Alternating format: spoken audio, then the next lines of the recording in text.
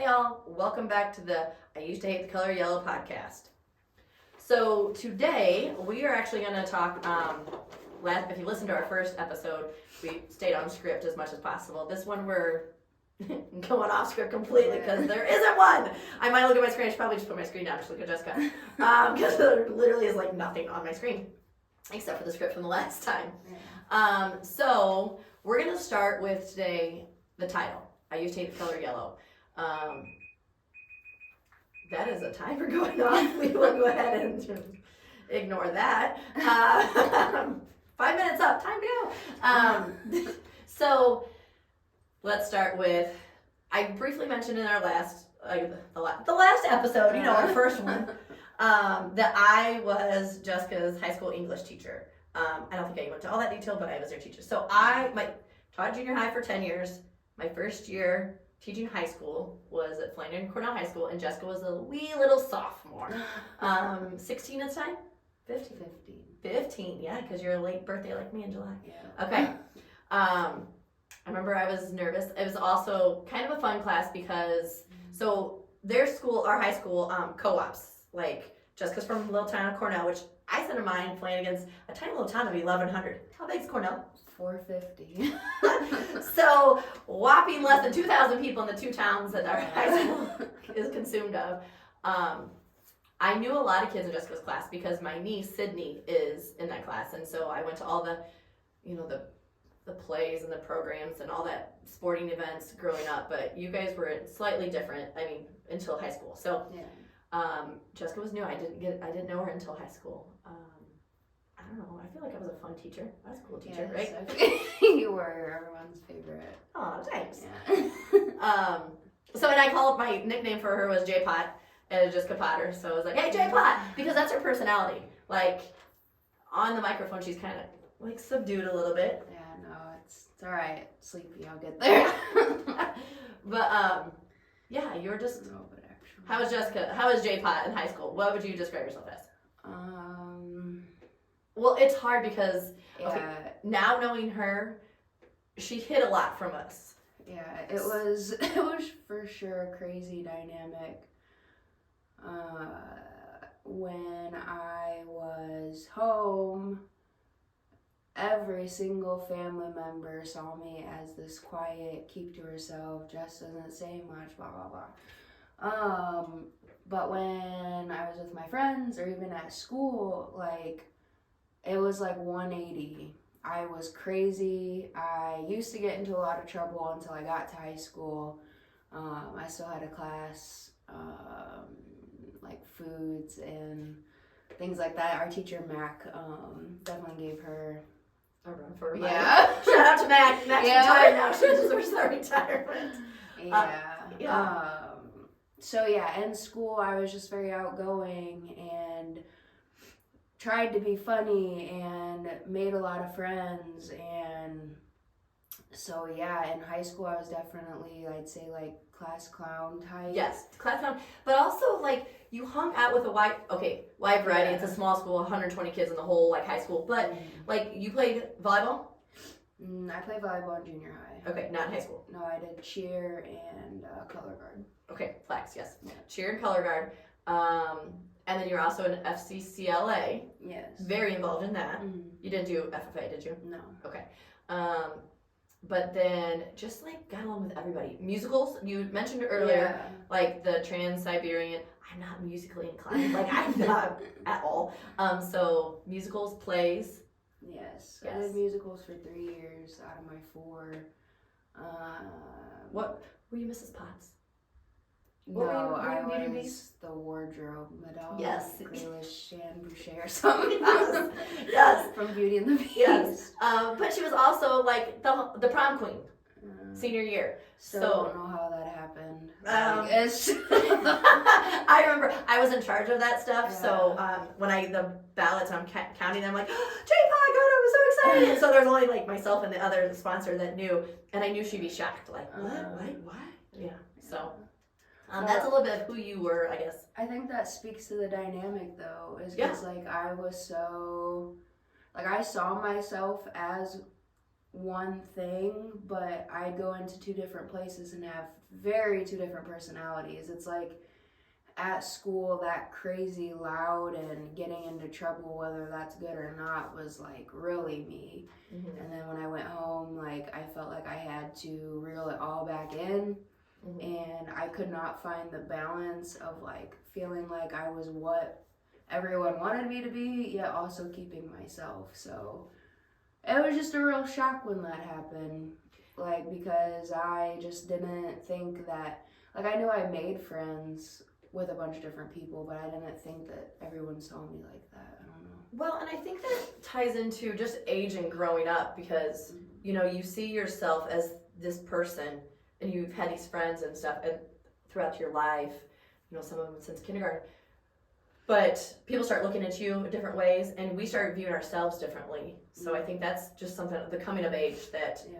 high school is, and that's one reason why I wanted to teach high school, because I feel like I was that person, not prom queen, but no, like I found myself in high school. I was like that follower, even though, you know, I'm that loud, boisterous, like, hey, I was a follower until probably my junior year, and that's when I started to come into my own and just be happy with who I was, and that's one thing I wanted to do as I taught high school, and that's why I do those life lessons. Is I said I want to be the voice for the ones that can't speak up for themselves, the ones that get bullied and get left out, but also be those cheerleader and support people for the people that are doing well and succeeding. So anyway, so that was our dynamic. Jessica was like this outgoing person, and I saw not a lot of myself in her, but like she's like a fun, cool kid. Like I enjoyed her when she was in my class, and she brought a lot to my classroom.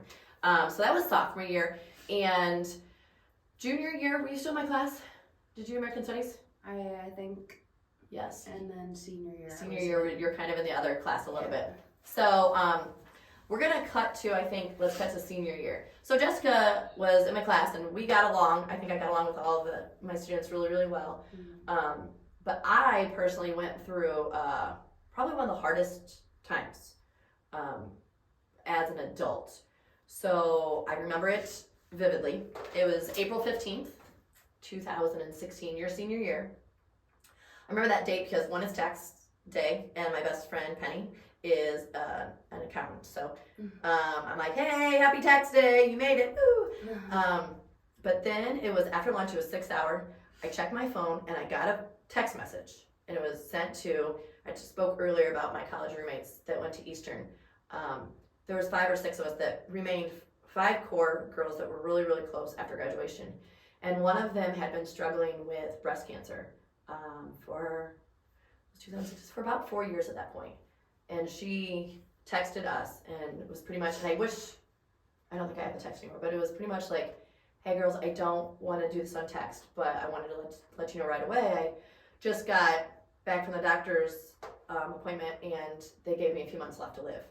And I just remember, I could tell you exactly what students were in my classroom, and I just kind of dropped my phones and started crying, and just because it's somebody, you know, like I was just, we were college roommate, you know, like friends, like, so it'd be like somebody that you've been friends with from here until like you're almost like 30 something.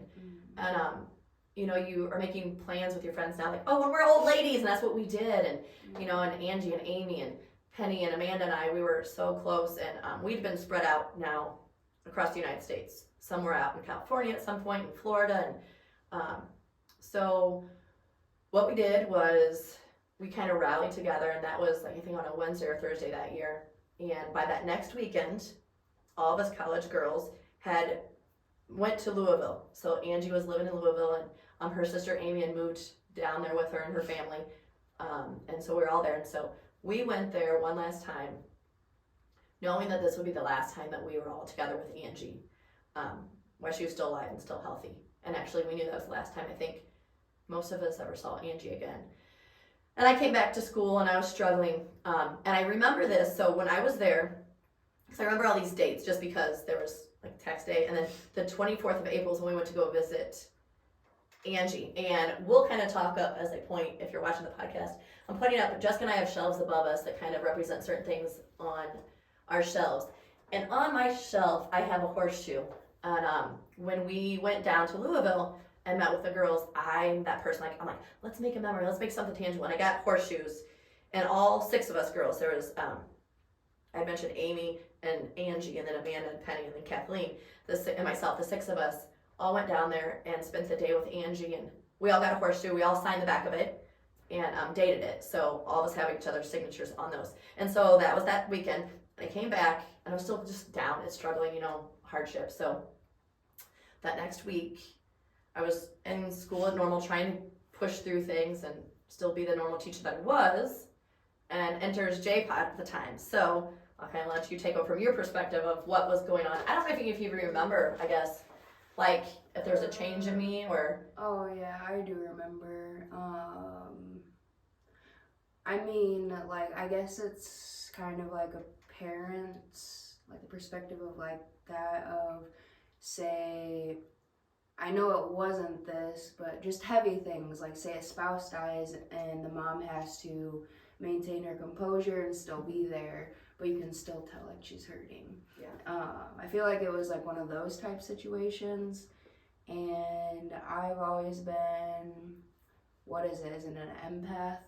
Empathy, yep. When you Empathetic like, person. feel like you cry when someone else cries, type. So that it can be annoying, not in this particular situation, because if someone else is mad, I pick up on that and like feel the rage, and all of a sudden I'm like, oh, today we're being mad, like let's all be mad. The same thing when it's sad, but not in a sarcastic way of like, I could feel the heaviness and it made me sad. And that happens sometimes, and so like I know, especially a lot when I was in high school, I hid and kept so much from everyone. No one really knew like what was going on in my life, and all I wanted, like, this was very, very simple, and like, I wrote you, I'll talk about this with this letter, this small little paragraph I wrote for you, but it's like stuff in my head that I like wish somebody would just like see me, like see past everything that I put on, and like do things like this, just a note to be like, hey, I see you. And to me that was like a like, not a big deal, like, oh, look what I did, big deal, but like a big deal for me inside. Like, it made my heart feel good to just let you know, like, hey, you'll get through it. Well, and I think that's part of like the coolest thing, and so I'll let Jessica read the letter here in a second, but I remember the dates because I posted it on my Instagram. Instagram was new. I was like an older person, finally getting Instagram, woo! And I was like, it's hard to explain, but it was the first time I felt that a student, they felt sorry for me. There was empathy. I think that's what it was. Yeah. Kids felt sympathy for me. I'm sorry, and I got that a lot. But that was the first time I think someone really looked at me as like a human, not just a teacher. And it's so funny that here we are now to this day. Yeah. And that goes back to 2016, which also was all caused because of one of the hardest things I ever went through. And so in a way, I feel like it's Angie's blessing of like, hey, you know what? Everything works for a reason. I'm like, what if, this wouldn't have happened, you wouldn't have shown that side to me, and we maybe never would have had these connections. Yeah. But yeah, that was like truly the most rememberable thing as a teacher, like as a student, first realizing me, like treating me as a human, not just a person. So yeah. So it meant a lot. And it's funny because you were just that J-Pot, I'm like, oh my gosh. And so anyway, I walked into my classroom that morning, and there might have been other students in my class. I feel like there was always kids in my classroom, like from sun up to sundown, pretty much. Oh yeah, we were always in there. Always, people were always in there. Lunch break, they're always just hanging out. We're just like going through, like, it was like a counseling session and just a hangout session or whatever. But I walk into my room and I see this vase with a bright yellow flower on it and a typed up letter with a signature on it. And I'm like, what is this? So I'll let you read it because. This is what it said. And a little backstory to this, like, even the whole how this all happened, like, backtrack, I think like maybe it was either a month before or a month after I gave you this. The I used to hate the color yellow thing was, I went to an FCCLA convention, and I used to have the videos on one of my phone one of my phones, but a person also talked about how they hated the color yellow. So it was like something like, I'm gonna say it was God because that's just what I believe in. Yep.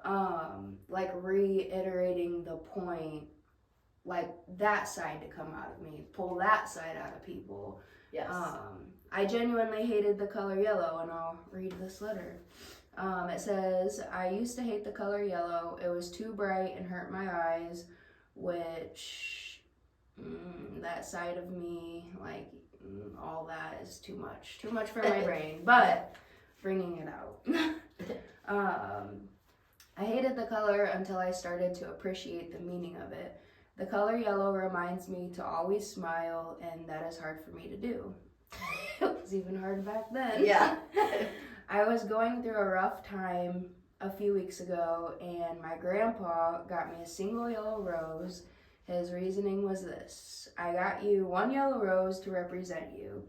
You are beautiful and full of life. Show it and don't forget to smile. Every day it reminded me that I needed to smile no matter what. Yellow reminds me of how you act every day. Words describing yellow are optimism, cheerfulness, enthusiasm, fun, good-humored, confidence, originality, creativity, challenging, academic, and analytical, wisdom, and logical. I know you have been going through a rough time, but it will get better. J-Pot. Yeah. So, that was the letter, and I posted my Instagram, and then Jessica graduated, like a month later, probably about a month later. Yeah. In the meantime, there was a little, you were gonna maybe do the Navy, and I helped you work and study ASVAB, and then I think it was right before then you decided to switch, and you went to college in Oklahoma. Yes. So that's a whole other. We can go through that another day, time. But so she went to Oklahoma, Yeah. ended up there for a few years. I'm trying to think if our paths even crossed. Did you come back? Maybe remember when I had kids come back and talk about their college experience to my seniors the next year? You did. Yeah. I'm always trying to teach the kids hey, what do you want to do? Because teaching seniors, they don't know, and so I brought, because I'm so close with a lot of those kids in that graduating class. I had kids that went to the military because Mitch was home from the Marines. Jonathan and Sydney were home. One at ISU, he hadn't stopped going to ISU yet, but he was, because it was Thanksgiving break, I think. But he was in the process of stopping at ISU. Who else did I have? I feel like I had, a few guys that went to maybe a junior college too. Just all different choices that you guys did to come back and talk to the seniors. So I saw you then, and then it wasn't until, and we won't go into, because these are all different podcasts that we'll get into, but, so that was our relationship in high school. We were close, but not super close. Again, you saw me for the first time as a human, but then you came back. Was it over Christmas break? We won't get into all the details that you divulged to me when you came back from Texas. Because I moved back here during COVID, and I just have this very distinct memory of stopping by on my birthday. I can't remember why, but I brought you vegetables from the garden. Yes. Okay. Yeah, so I do remember that, and then is that when all that was? Because we met at that coffee shop, and she was giving me advice on this terrible, terrible guy that I thought was great. So then there was that, and then all this. No, because we should have gone through the script. This is us in general. But before even the coffee shop, when you were in Oklahoma, and you came home, and it was our 4-hour marathon conversation. And this was, do you remember what I'm talking about? People are watching the video too. Wait, was it? This is when you first divulged at you came back and you're I don't know, but God just told me I need to go talk to Miss Carls. Oh, that was after Texas, right after. Right after you got back. Yeah, because I had just come home strung out just a little bit, or coming down off of everything. Yeah. And when you say strung out, it was strung out Oh yeah, there was I don't know. Not to go in too deep, but I was. We'll get into that. Yeah, we'll get into this. On and on. I remember when it was. It was 2000 and look at me, 18 or 2019, I think, because you came in to my house and you're hey, I'm in Illinois, or can we talk to you or something like that? So you came in, and you're like, I don't know what it is. Like, I don't think you would start out like, God just wanted me to talk to you. But you started talking to me like, I just got to tell you about things. And it was like literally like a 4 hour, like at least 4 hours, like, and Jessica like just dropped this load of information on me. And like, she hit on a little bit like addiction and suicidal thoughts and actions. And I knew her as like J-Pop from high school. I'm like, what is going on? And like I said in my intro, I didn't grow up in a faith-based home. Like, we believed in God, but that was about it. You know, we celebrate Christmas and Easter, but don't ask me about anything else. Don't ask me about the books of the Bible or anything. And I was always that person that thought, like, if something good was going on in life, you just mentioned with FCCLA, like the yellow, like that's God's signs. I would have looked at that before as like, it's the universe telling me things. And people still believe in spirits and universes and whatever version it is. But now I absolutely believe it's God working. And I remember telling you that, I'm like, Jessica, did you know that I started going to church? Because right here when Plain Community Church started opening up in town, I'm like, I started going to church about a year ago. And I found my faith, and I think that's when I truly kind of became a Christian.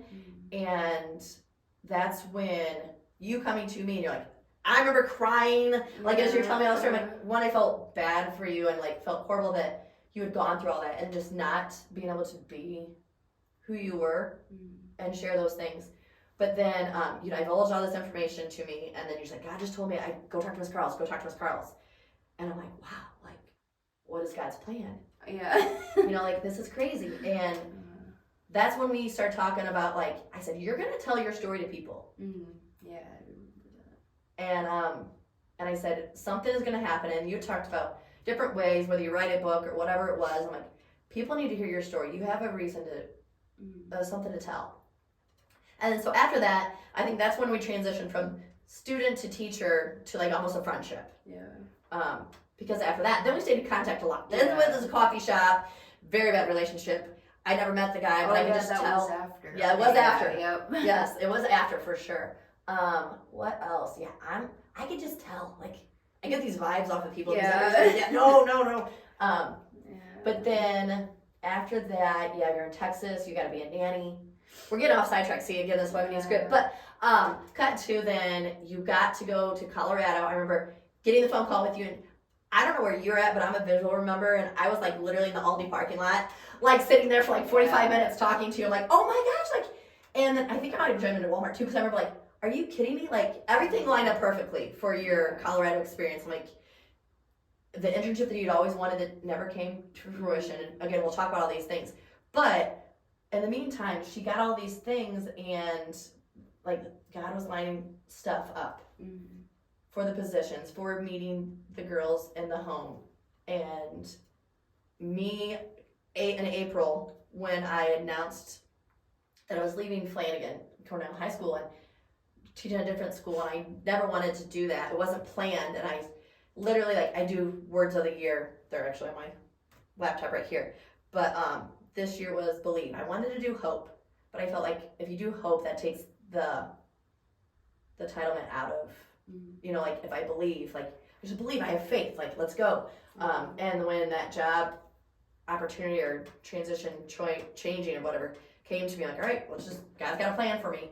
And you reached out probably that same month, and you're like, hey, I got an idea. And what was all that? Like, I just have been thinking a lot about how, like, I really wanted to do something. I am notorious for jumping around states, like just moving and just starting new. Like, it doesn't bother me. Like, it is tough, but I love it. What were we talking about for that? This is Jessica Sorshik, and what were we talking about again? The big thing, like April. So, so after I announced, because I sent a video to all my students at the same time, and I sent them to some of my former students, just letting them know, the ones I remained close with, like, hey, I'm leaving Flanagan. And so you called me. Yeah, so I had been thinking, like, I really want to I want to tell my story, because I've gone through so much, and it's like, sometimes it's frustrating that I have to keep going through things, and I'm like, what is this even for? So I thought that I would put all those negative thoughts and honestly negative experiences, but turning them around to help people. So I just thought, and I was like, what about a podcast? And then I thought about it for a while. This was actually way before that time even happened. I had thought about podcasts, and I think about it, and then on my drives, I would be like having a conversation like it was happening, and I was like, all right, I need to do a podcast. So then I was like, who in the world am I going to do a podcast with that's going to like keep me motivated or keep me on task, or like encouraging me to do it even when like I'm down. And I just didn't. And then like I thought about it for months, and then you came up into my mind, and I was like, just randomly, and I was like, all right, cool. And like I took that like again from God, and I was like, all right, you're lining this up, you're lining the person. I was like, I went back and forth in my head, like, I'm in Colorado, she's in Illinois, like, it's just gonna be a struggle, she's not gonna take this, like, or go for it. And so like when I called you, like, hey, I know that this is crazy and I can't tell you how we're gonna do it or what it's gonna look like, but do you want to start a podcast with me? And then here we are. Yeah. Do you remember? I don't remember what my reaction was at first. I think it was like the gasp or like, oh my gosh, like you'll never believe. And then lately you had been thinking about how, I think that was when you said like, I realized that there's so much more that I wanted to do. Yes. And you didn't know what? And I didn't know what, yeah. Because I felt like I'm 44 and like my life is over. I'm looking towards retirement. And I'm like, but really like, it's not the case. And what else? You know, I love being in the classroom, but like I said before, leaving planning and my students was the hardest thing. So what else is there for me? Yeah. And you're like, I'm like, oh, yes. But then there's also like, okay, type 2, like you're talking about. All right, so what do we need to do? What's the game plan, blueprint? How do I do this? I don't know anything about podcasting. I know I can talk, obviously, but I know nothing. And that's where like, well, guess what? Yeah. Yeah. How would you? Oh yeah, just to touch on the internship, I was in an internship for marketing, so which was another crazy thing because I forgot and still keep forgetting that you literally went to college for marketing. Like, because I've just always seen you as a teacher, so I forget. Right. Yeah. By the way, she created this. Thank you. And even though if you're not watching, she's pointing at our logo. She's like, I'm pointing this. Yeah. Our logo. But that's the whole side of marketing that I was not good at. I was good at analytics and like researching information to like put on the posts. Yeah. Yuck. Sorry. That was if you're watching again, facial expression like, oh my gosh, yuck. That's the boring stuff that I hate. So it's like a perfect dynamic because it's like we both had experience. You more so because you actually went to school for it. I was just in a year like bunch of learning. But not really, because I went to college in 1996 to 2000. Internet was just getting started. So, no, I have like that business, like I guess brain in a way, but you have all like the techie stuff that you know. And the sound and the music, like around the room that we're in. That's true. Like even in college we messed around like GarageBand and things like that. She knew like sound stuff and I knew nothing. But, so I think in April we kind of said, do you want to do this? I'm like, yeah. And then you were like, you know, I started thinking like, how do we do this? And we talked about it, like, let's pray on it for the summer and kind of get ideas of what we would want it to be. And so many people have, I think, asked me for sure. They asked like, what's it going to be about? I'm like, I don't really know how to explain it. Like just us talking about life and just like our conversations of what we normally do. Like just realizing that you're not alone when you go through stuff, anything in life. I mean, not that you and I have gone through every aspect of what other people and viewers and listeners have experienced, but just knowing that they're not alone and getting different perspectives on things and also looking at things from different perspectives. I love like hearing your stories about different things and like, okay, remember when you're in your 20s, like, okay, yes. Like I remember like I was like that too. And now I'm like either overanalyze it more than you would or underanalyze it than you would at my, the 20-year-old version of myself or 24-year-old version. So all summer long, we kind of thought about and prayed on and had ideas. And I think it was probably like a week or so after were we Marco Poloing or I was voice memoing? I don't know if we did. I think it was voice memos at first because I didn't have. Marco. Well, I had it, but I just never used it. Yeah. So we you're right, because I was out for a walk with my dog, and all of a sudden I think that's when I'm like, Jessica, I got the greatest idea. Yeah. And I think I like literally sat down. I think I probably pull out that video and I'm like, and there's me like, I got an idea. Like, what about I used to hate the color yellow. Yeah. And just because it came from the story and it was part of our story and our like paths crossing, and I can remember you calling back or messaging and you're like, I literally got goosebumps when you said it. Yeah. So I'm like, okay, that's what it is. And people, so that's where I guess the name came from. And yeah, as Jessica's pointing out, like I made that, but it's, yeah, it is what it is. But I like the idea of this, and here's me getting a little teachery and stuff like that. But like the circle, like it's, life is never always changing. And like I used to hate the color yellow. Like I feel like that's part of us growing up. Like I used to do this, I used to do that, you know, Yeah. I used to not do this. That's part of like growing and changing as humans, and you know, working out with what we need to, becoming who God wants us to be. I think that's part of, you know, we're always evolving within that. I think, I don't know, what else? Yeah. I don't know. I just think going along with that, just like saying, like, you know, when you're younger, I used to hate this, used to hate that, but then you evolve. Just piggybacking off of that, I've always been a super deep thinker. Yes, and I can see that. thinking like I don't think my age. I've always, from a young age, taken on way too much responsibility. So I used to hate a lot of things because it was a responsibility, and or it was what somebody else liked and I had to be different. So like I would combat everything. So That's with type, that, that's a type 8, right? The challenger in you. yeah, the challenger. With that, but as getting older, and I don't know, I always hear like, oh, a lot of people your age don't think like that, but I'm just in a place like it takes way too much energy and stuff to, like, not in a weird way, like, energies, but like energy inside, like too much effort to put hate into things, and like something as simple as the color yellow. Of course I had a perspective change, but also it's just finding the things I like in life. I could go on and on and on about how, like, stuff I really don't like or I get frustrated, but at the end of the day, I don't know where I was going with that, so I forgot. I lost my train of thought. I just bounced around. Jessica's gonna have a little memo pad here, like, okay, write the stuff down. Yeah. So no, but I think that is exactly what it is it's that changing, and just because we used to hate something doesn't mean that we were wrong.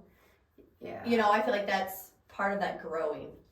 You know. I think what I was trying to get at in so many words was just on the evolving part, that I've come to a point in my life where I've hated so much. Like, I've hated myself, people, colors, like, just like simple stuff like that, down to yellow.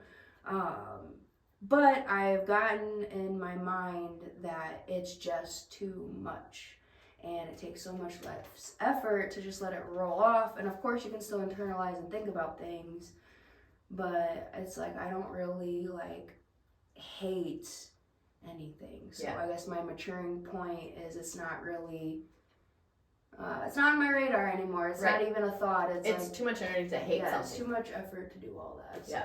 hope that made sense. If not, I'm sorry. Very, very sorry. I can't wait to do listeners like, yep, I totally followed that train of thought. That's kind of like me sometimes. Like, I'm like, I don't know where I was going with that. Did anybody follow me? Yeah. But there's always people that do. That's why we're here. So yeah, that was, I guess, we kind of talked about where, I think I planned on possibly doing this into 2 different podcast episodes. One of why we're here and how we got here, but we just combined all that into one. So Yeah. yeah, it's fine. It's fine. So, but that's where the name came from, because I know people are going to be like, where did that come from? Now you know. Now you know. We don't hate the color yellow anymore. We try not to hate anything as much. So, like last time, I had said we're going to kind of end our episodes on questions. Yes. I have a few. Do you have any Okay. questions? Yeah, we haven't even Okay. posted a lot to like get any responses from people. So again, if you have random questions for us, either serious or just carefree, feel free to comment and ask us something. But okay, I'm gonna stick with the kid thing. Okay. Well, I love it because you have no idea what I'm gonna ask you, do you? No idea. When you were a kid, let's just a little kid. Maybe don't do high school. Younger than high school. Probably even junior high or younger. What was the job that you wanted to be when you grew up? Like when you were a kid, like when I grow up, I want to be. I wanted to be Avril Lavigne. Really?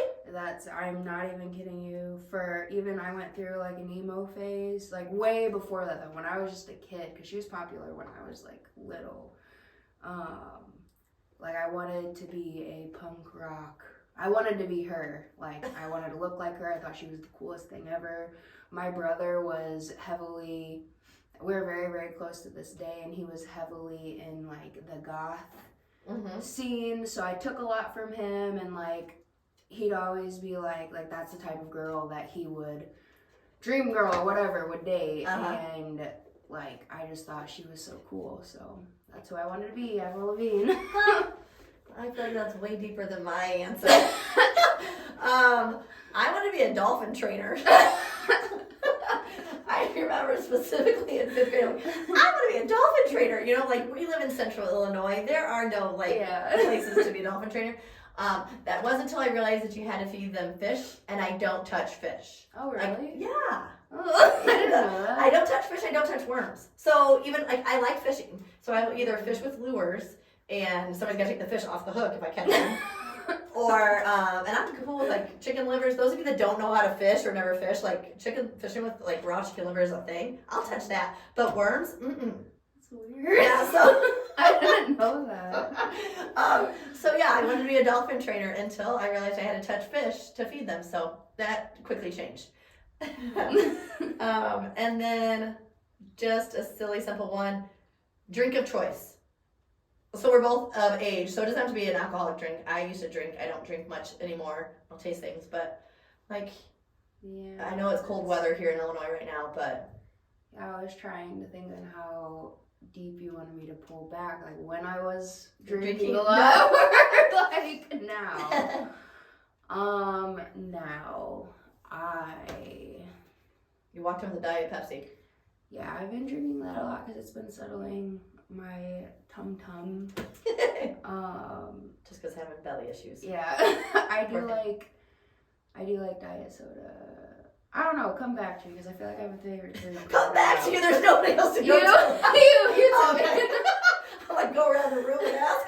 Come back to me on that one, Miss Carlos. I'm a coffee fan. I feel like, I used to hate coffee. Just like, no, I really didn't like coffee. And when I was in college, I felt like that was something I had to do. Like, I'm gonna drink coffee to pull an all-nighter and study. In 1998, there wasn't all the fun flavors that there are now. So it was literally just like half and half and sugar. Is all you had to choose from. But now I've enjoyed a real good cup of coffee. But I don't know if I told you this time. I just got introduced to tea, like warm tea. And so one of my students brought me a London Fog. Did I tell you this? No. So I have been kind of going around to all the little coffee shops in the Central Illinois area. Shout out to a lot of them: Coffee Steamer, Cup and Scone, Essential Coffees, Acres Inn, Acres Inn, Essential Coffee, and Lexington. Yeah, just a bunch of common grounds. I don't know. Every little town has a cute little coffee shop these days. Back in the day, every little town had a bar and a Casey's and a Dollar General. They're all getting their own little coffee shops, which I love. Yeah. So yeah, like good coffee. Yeah. Without a lot of flavoring, sugars and syrups and stuff. Here's my issue is coffee is probably my favorite, but in true former addict, whatever. Yep. I have to do coffee as like special occasions or like when I'm really needing a boost. Okay. or it'll become an everyday thing and I'll consume the amount of caffeine and it kind of gives me like, cuts the edge a little in a certain way. Yep. So I love coffee, but I'm definitely, if I do it excessively, I don't know when to stop. Same thing with drinking. I cannot drink anymore because I do not know when to stop. The good thing is you know So, not to do it. Yeah, so water. Yeah, water and diet soda. I guess that's little bits of caffeine. And I love coffee. And like I love going to coffee shops, but I cannot go every day. I would love to, but I now know my limits, or I try to. Or try to. Yeah. So I guess that's gonna be that. So Yeah. there we go. There's our story of I used to hate the color yellow. We don't hate things anymore. No, we love you all. So on that note, we'll say goodbye. Yes. Be safe. And thanks for watching or listening. Bye.